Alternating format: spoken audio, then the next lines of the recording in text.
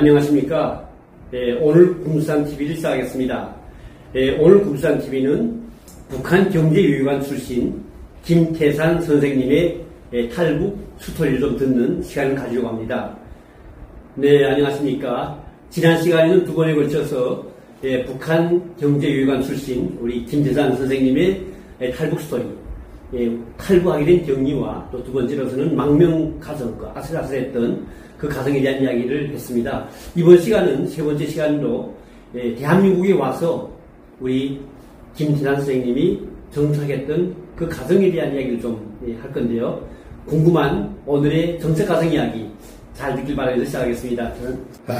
이제 한 20년 돼서 정착이라는 소리를 다시 하게 되네요. 3만 명 탈북자분들이 와서 대한민국에 와서 정착을 한다는 게 참 지금은 쉬운 분들 수 있고 또 어렵게 정착을 아직까지 하지 못하고 여러 가지 고난을 겪는 사람도 있고 북한으로 다시 간 사람도 있고 다시 또 외국으로 간 사람들도 있고 어떤 분들은 잘못된 길을 가서 감옥에도 갔던 사람들도 있고 여러 가지 과정을 거치는데 저 역시 대한민국의 20년 과정은 그렇게 평탄했다고 봐야 되겠는지 좀 처음에는 어려웠습니다. 그렇죠. 제가 와서 국정원에서 조사를 마치고 나올 때 그분들이 김 선생님한테는 미안합니다. 뭐가 말입니까? 아니 다른 젊은 탈북자분들은 다 나가서 일하는 거 괜찮은데 우리가 아시다시피 자본주의에서는 이제 직업을 잡아주는 건 없고 자체로 택해야 하는데 나이가 있기 때문에 과연 어떻게 정착을 하겠는지 어렵겠습니다. 그러면서 국정원에 무슨 연구소가 있긴 한데 그건 좀 그렇고 이렇게 말은 울범돼요. 그래서 됐다. 나는 북한에 있을 때도 자본주의 나라들에 많이 나가봤기 때문에 부지런히 움직이기만 하면 먹고 사는 데는 걱정이 없다는 걸 안다. 나가서 청소야 못하겠나. 청소 일자리가 있겠지요. 그러니까 그런 생각만 가지고 꾸준히 하게 되면 얼마든지 정착을 할 수 있다고 그래서 그건 알아서 하겠습니다 하고 이제 하나원을 졸업하고 나왔죠. 하나원 시절에 정말 힘든 시간을 보냈어요. 일반 탈북자들 이렇게 말하면 좀 어폐가 있지만 어린아이들하고 쭉 줄 서서 아침, 점심, 저녁 밥을 타 먹는 게 참 좀 힘들더라고요. 아마 그때는 다 어린애들 그렇죠.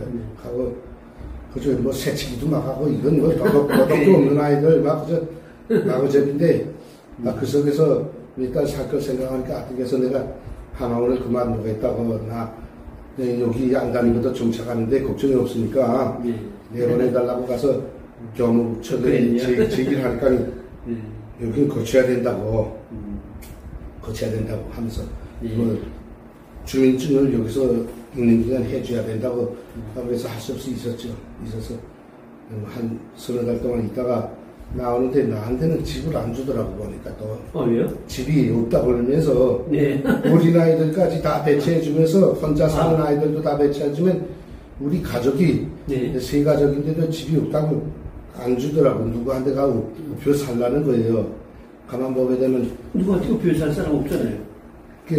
우리 하나원에 같이 한 반에 있던 어린아이, 젊은 아이하고 양천 아파트에 지금 우리가 사는데 거기에 다른 아이들은 다 배치하면서든 나만은 배치를 안 해서 아마 가족이 왔으니까 큰 집 주려고 했더니 그 위에는 큰 집을 안 주더라고. 그러니까 이유가 전 지금도 생각해요.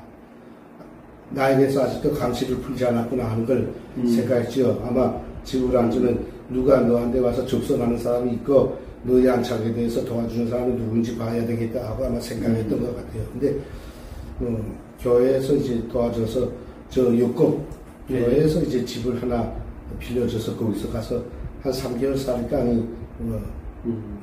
집이 났다고 그래서 지금 사는 집에서 사는데 근데 먹고 사는 건 맨 처음에 오니까 정말 직업이 없잖아요. 그래서 노가다 맨 처음에 한 3년 됐죠. 노가다 어쨌든 북한에 있는 우리 아이들을 데려와야 되니까 먹는 건 먹는 거고 저한테 맨 처음에 그때 국가 결정회에서 3,500만인가 줬어요, 우리 가족에게. 그것도 한꺼번에 안 주고, 이제 뭐 석 달에 한 번씩인가, 얼마씩 주는 거, 그걸 이제 지금 사는 집 그 보증금이라고나, 그걸 전세로 만드는 거. 그 보증금. 네, 그걸로 네. 2천 넘게 잡아놓고, 그래 뭐 식물들 좀 구입하고, 뭐저 하니까 뭐 돈이 얼마 안 나더라고요. 먹고 살아야 되니까 일을 해야 되는데, 저는 노가다 매일 뛰다시피 하고, 우리 집사람은 영어를 잘하니까, 우리는 목사님이 소개해줘서 한설교육, 영어 교육, 교육자 프로그램을 밟고, 양천에 우리가 사는데, 양천지사에 가니까 탈북자라고 또 안 받더라고요. 그래요? 목동 사람들이 더럽게도 솔직히 방송에서 아니 할 말도 탈북자들을, 지금도 탈북자를 우습게 보는 데가 거긴데, 탈북자라고 뭐 지식이 없다고 그러는지 안 받아서 와이프가 하루 종일 들어와서 울면서 그래서, 야 그러면 다른 데 가자, 다른 구역에 가서 한번 해보자 해서 강서구에 가니까, 강서구에서는 우리 와이프를 받아줘서 와이프는 거기서 이제 가방을 메고 내 가정집마다 다니면 영어를 가르치는 가정교사가 그걸 했죠. 그리고 나는 노가다를 뛰고, 그래서 매 달마다 와이프가 벌어오는 돈, 제가 버는 돈 하니까 거의 400이 넘게 들어오더라고요. 그래서 거기서 뭐 한 달에 먹고 사는 거 하는 거 한 100대, 그는 한 300씩 계속 저축을 하니까, 뭐 한 3년 하니까 2천 모이더라고요. 그래서, 근데다, 뭐, 제가 마지막에는 누가 소개해줘서, 저, 익산 그 밑에 내려가면 황등 함여름이라는데, 대한민국에서 제일 큰 돌광산이 있어요. 화강석 광산이. 거기 가서 이제 돌 캐는 데 가서 한 1, 2년 동안 그건 처음 듣는 얘기네. 광석을 돌 캐다가 돌에 질이 떨어지니까 내가 붙어 있던 그 회사가 문을 닫는 바람에 그것도 못하고, 그다음에 다시 집으로 올라왔죠. 올라와서, 도대체, 노가다 그렇게 하고 막 한 3년 뛰다 나니까 무릎이, 지금도 계단을 못 오르는데, 무릎이 딱 나가다 나니까 더 못 하겠더라고. 그래서 와이프 보고, 야, 우리 이젠 벌어놓고 아이들을 데려오긴 좀 힘들 것 같은데, 벌어놓고까지 하게 되면 한 5, 6천 되니까, 이제 이거 식당을 하나 하자 했어요. 그러니까 와이프도 할 수 없이 내가 뭐 하자니까 뭐 우리 와이프 직접 못하고 하고 답을 했는데. 아직도 그랬어요? 그거 웃지 마요. 나는 아직도 뭐 좀 센 사람인데. 남쪽 분들이 보게 되면 죽이겠다, 죽이겠다. 여기 남쪽 남자들은 여자들한테 막 이러는데 난 그게 안 되더라고, 아직도. 근데, 어쨌든, 내가, 우리 와이프가 자는 시간에 내가 밤에 술을 한 잔 먹으면서 가만히 다시 생각해보니까, 야, 이건 내가 그래도 경제를 쫓는 배운 놈인데, 이게 타산이 없는 일을 이거 버리면 안 되겠는데, 우리 지금 누워있는 우리 집사람이 나하고 살면서 일생 동안 술 안주도 똑바로 먹고 레스토랑에 한 대만 날 지쳐볼 들었는데, 이거 남조선 사람들 맞게 음식을 뭘 하겠는가 하는 게 그렇죠. 문제 아니에요. 지금도 나도 아직도 남조선의 그 음식이 그닥 입에 맞지 않는데, 남조선 분들이 뭐 짜게, 맵게, 달게 막 이런 거 있죠. 뭐 다르잖아요, 솔직히. 자, 저걸 맞춰내겠나 하다가, 아니다, 이거 괜히 잘못 돈 베들었다는 돈만 까먹겠다 하고 와이프 깨웠어요. 야, 우리 식당 하는 거 그만두자 하니까 우리 집사람이 너무나 좋아서. 맞아요. 나 식당 정말 못할 것 같아요. 막 아버지 무수하서라니 하자고 했는데 난 못할 것 같아요. 그럼 뭐 할까? 좀 털어내보자. 우리가 할 수 있는 건 뭐야? 가만 생각해보니까 우리가 가지고 있는 재간이라는 건 와이프, 나도 뭐 영어 조금 한다고 해도 그건 대상도 안 되는 거고, 우리 와이프가 할 수 있는 건 북한에서부터 배우고 한 번 영어밖에 없으니까 지금까지 한 3년 동안 또 아이들 가르쳤는데, 우리 와이프는 잘 가르친다고 이제 소문이 나가지고 그 학원, 강서 학원 거기서도 뭐 최고로 넘버원으로 소문이 났거든요. 저도 그 학원에 가봤잖아요. 그 할 일도 많고 했는데, 그치. 코로나 때문에 좀 많이 좀. 그렇죠. 근데 와이프 보고, 야, 내가 학원을 하나 영어 학원을 찾으면 너 가르칠 수 있냐? 그러니까. 학원만 하나, 영어 학원만 찾으면 자기는 얼마든지 아이들을 정말 내 자식 못지않게 잘 가르치고 얼마든지 할 수 있다는 거예요. 하자. 그래서 그 다음날 내가 사는 데가 목동 쪽이니까 거기서 이제 학원을 하나 찾으려고 하니까 목동 쪽에는 너무나 학원이 밀집돼서 방을 찾을 수가 없는 게 한 60평 돼야 되는데. 그래서 거기서부터 이제 부동산을 치면서 가다가 저 강서, 건달래 길 쪽에 그쪽에 가니까 3층에 탁구 교실 하던 게 이제 났다고 하면서 한 60평 되는 게 있더라고요. 이게 그걸 가서라니, N층은 또 탈북자가 하겠다니까, 한설학원 본사에서도 하지 말라는 걸 그래도 하겠다 우겨가지고 승인을 받아가지고, 거기다 이제 한 3,500대 내어가지고 인테리어를 해서 방을 교실 한 5-6개 잡고 사무실도 하나 잡고 인테리어를 잘해서 하고 나는 저 수원에 가서 노랑버스를 하나 싸다가 나는 운전을 하고 와이프는 가르치고 사장은 나인데 내가 사장을 운전하고 와이프는 이제 교육을 하고 있겠는데 그 후에 들은 소리인데 학부형들하고 그 후에 친해지니까 이제 들었는데 자기네도 그 밑에 식당인데 거기 가서 국수 먹으면 그랬대요. 야, 이 꼭대기에 영어학원을 차야 되는데, 그게 탈북자들이, 야, 우리 한국 아이들 영어를 가르치는데 그 주지. 그러면 자기네 무섭다는 거예요. 야, 그럴 수 있잖아요. 근데 그때도 내가 학원을 차려갔다니까, 우리 담당 용사도, 국정원도, 통일부 그 담당님도, 김선생, 제발 하지 마세요 하고 말했거든요. 서울이야, 아이고, 너희가 영어를 하면 얼마나 하고, 너희가 그 주제에 그때만 해도 탈북자들 한글도 제대로 모른다고 막 무시간대라고 소문이 났을 텐데, 해놓고 나니까 난 운전대 잡고 있는데 아이들이 오니까 간판만 단다고 오는 게 아니더라고요. 그렇죠. 그래서 전단지 계속 뿌렸죠. 우리가 아이들을 가르쳐서 너네 학교에서 1, 2등 올라서지 않으면 우리가 똥자루 가르치겠다, 학원비 안 받겠다 전단지 뿌리니까 한 서너 명 학부형들이 아이들을 끌고 오는데 학원 다니면서 몇 개 다녔는데도 A비도 못된 아이들 이런 말보다 하기는 좀 그렇지만 좀 찔토이라고 하죠. 대를 안 쳤는데 한 5분을 집중 못하는 거예요. 앉아있다가 원장님 나 화장실 갔다 올래? 학원을 어디로 뛰는지 모르는 거야. 그러면 갔다 앉히고 교육하고 우리 와이프가 사탕도 준다는 식으로 이렇게 해가지고 해서 아이가 말을 하기 시작하니까 재미가 들리니까 그렇죠. 1시간 하면 보내야 될 걸 2시간, 3시간씩 잡아놓고 교육하니까 아이가 그때부터 한 달, 2달 만에 학급에서 잘 영어 안 돼 하던 아이가 학급에서 1등짜리, 2등짜리 툭툭 올라가니까 소문이 나죠. 근데 김형수 선생, 우린 북한에서는 그 한정도 여자들이 쓰이다고 하잖아요. 입시다.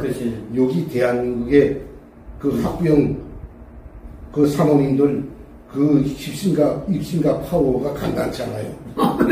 그 하나에 그렇게 잘 되니까 그 학급에 그분 학부형 회장이라는 게 있어요.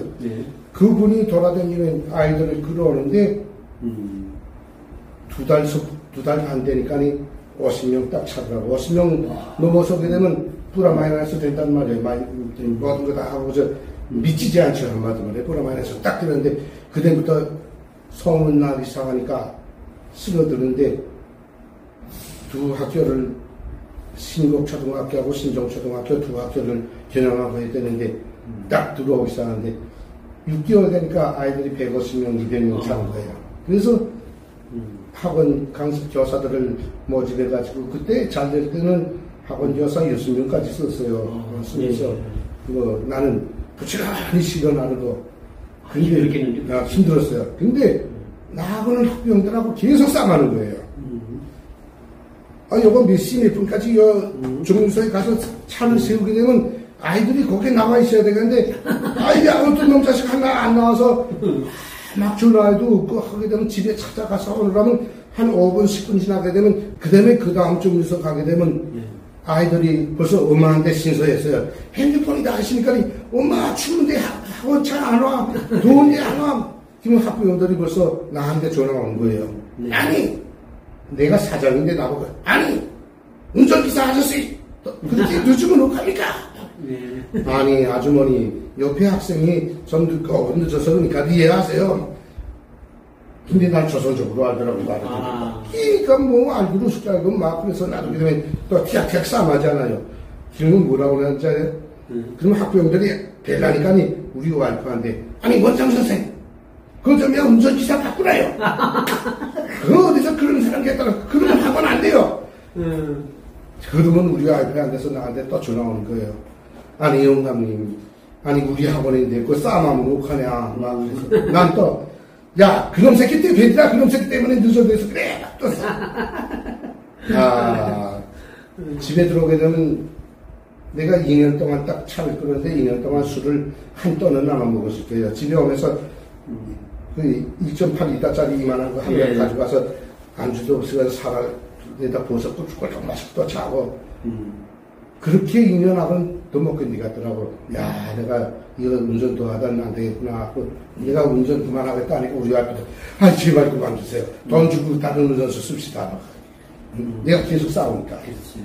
근데 싸우면 안 되는데, 한국 학부형님들이 자기 아이만 생각하고, 자기 아이가 자꾸 규정 위반하고, 시간 안 지키는 건 생각 안 하고, 나보고 계속 못 살게 굴더라고요. 그래서 그랬는데, 어쨌든 뭐, 그때 그렇게 하면서 이제 학원이 잘 되고 하니까니 돈 좀 벌잖아요.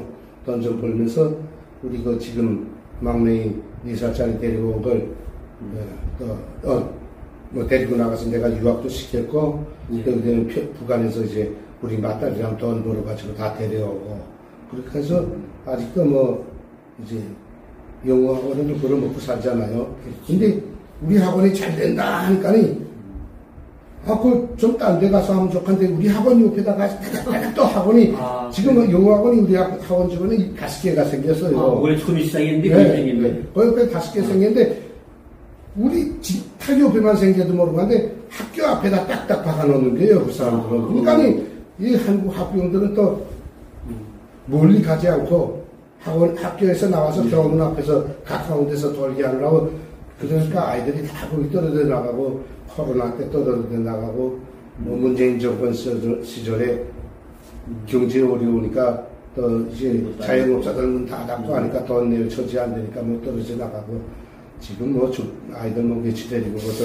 전번에 제가 갔을 때가 코로나 한창 갈 때, 그때는 진짜 좀 학생 수가 많지 않더라고요, 진짜. 근데 문 닫을까 하다가 아직까지 계속 우리 학원에 잘한다고 믿고서 찾아온 분들이 있어서 문은 닫지 못하고, 그렇게 해서 우리는 어쨌든 뭐 한 20년 동안 정착을 잘했다면 잘한 거죠, 한마디로 말해서. 뭐 자랑스럽게도 북한 사람들이 탈북자가 와서 대한민국 어린 학생들이 영어를 뭐 초등학생들만 가르치는 게 아니라 초등, 중등, 중학교 이제 야간에는 대학생 아이들까지 와서 이제 교육을 해주곤 합니다만, 이제 어쨌든 뭐 그보다도 우리 학원이 계속 그렇게 잘 되고 또 소문나니까 우리 와이프는 이제 한설학원에서 추천한 학원 강사들 교육하는 프로그램에 가서 학원을 어떻게 관리 운영하고 교육을 어떻게 하는가 하는 걸 한 주일에 한 번씩 가서 이제 강의도 해주고,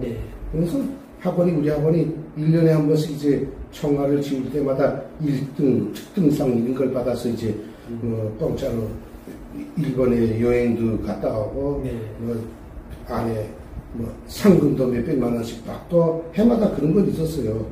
그래서 어쨌든 저희는 뭐 다른 탈북자들보다도 어찌 보면 좀 쉽게 원만하게 정착을 했다고 볼 수 있겠죠. 근데 어쨌든 모든 것이 와서 보니까 올 때도 그랬고, 또 와서 정착을 할 때도 거의 방송에서 이런 말을 하면 어쩔지는 모르겠는데, 나는 어떤 뭐 종교를 선전하자는 것보다 우리 집사람은 지금도 처음에 학원을 차릴 때 그 정신 그 상태대로 매일 아침에 이제 제가 오늘 뭐 진심으로 말을 한다면 우리 집사람은 맨 처음에 먹었던 마음을 버리지 않고 아직도 이제 매일 아침 새벽 기도 나가고 학원이 잘 되게 해달라고 해서 어쨌든 그래서인지 저희 학원은 다른 학원보다 지난 기간에 정말 복받은 학원이었어요. 아이들도 많았고 또 잘 됐고 그렇게 해서 뭐 정착은 뭐 비교적 수월하게 한 셈이고, 아직도 그걸로 뭐 저희 막내 딸 대학도 보내고 또 아까도 말했지만 우리 막내 딸은 제가 데리고 이제 외국 나가서 영국 국제학교에서 4년 동안 제가 데리고 나가서 국제학교면 돈이 많이 드는 학교 아닙니까? 그게 제가 말레이시아 대사관에 나가 있지 않았어요. 네. 거기 말레이시아 실적을 하니까 말레이시아에 뭐가 있나 하면 영국 사람들이 들어와서 영국 국제학교를 세우는 게 있어요. 근데 거기에 들어가게 되면 한 달에 그저 많게 쓰면 150만이면 넉넉히 쓰고, 네. 그래서 100만이면 얼마든지 아이 하나는 교육을 시키고, 그래서 4년 동안 교육을 시켜서 데리고 들어오니까, 뭐, 한국, 지금 고려대에 다니는데, 보니까 거기서는 영어를 막땅 교육도 하고 뭐 하는 걸 다 하는데, 우리 딸은 다른 한국 아이들보다도 훨씬 더 앞장에 서 있더라고요. 그러니까. 네. 그러니까 훨씬, 그래요. 어쨌든 저는 뭐 정착에 대한 이야기를 하게 되면, 이게 다른 탈북자들보다 좀 더 쉽게 더 잘 정착한 셈이라고 볼 수 있겠습니다.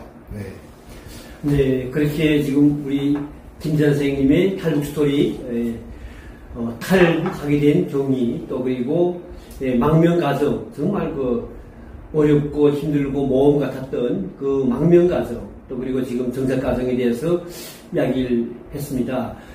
지금 대한민국에 정착하고 있는 탈북 민수는 거의 3만 4천여 명이 되는데요. 그 중에 우리 김 선생님도 그 한 일원이 되겠습니다. 모든 분들의 탈북 과정도 다 이제 서로 이제 다르기도 하고, 또 그 과정, 경위라든가 탈북하는 과정이라든가 정착 과정이 다르지만은 오직 단 한 가지 같은 것은 그래도 지옥 같은 세상에서 떠나서 이렇게 자유로운 대한민국에 왔다는 것, 얼마나 이것이 우리한테는 인생의 정말 가장 행복한 거 아니겠습니까? 그렇죠. 네, 그래서 저도 이제 이야기 쭉 듣는 과정에 제가 탈북했던 그 가는들에 대한 생각이 계속 나는 거예요.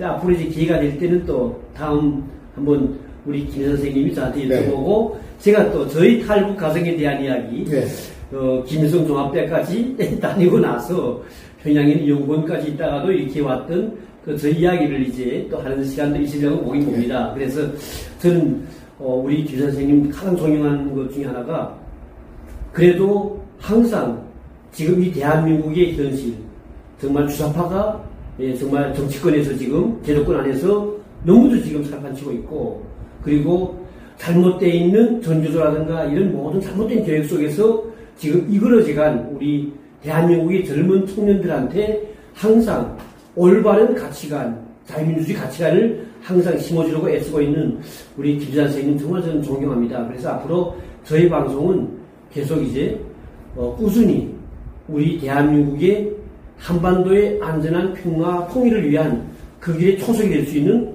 우리 대한민국의 젊은 친구들과 우리 대한민국 전체 국민들이 항상 이 자유민주주의를 아끼고 사랑하는 그날까지는 우리가 할 수 있는 노력은 우리가 겪었던 진짜 지옥 같은 북한의 세상을 비교하면서 정말 자유의 기중함을 계속 말할 수 있는 시간이 앞으로 계속 이어질 거라고 생각합니다. 네.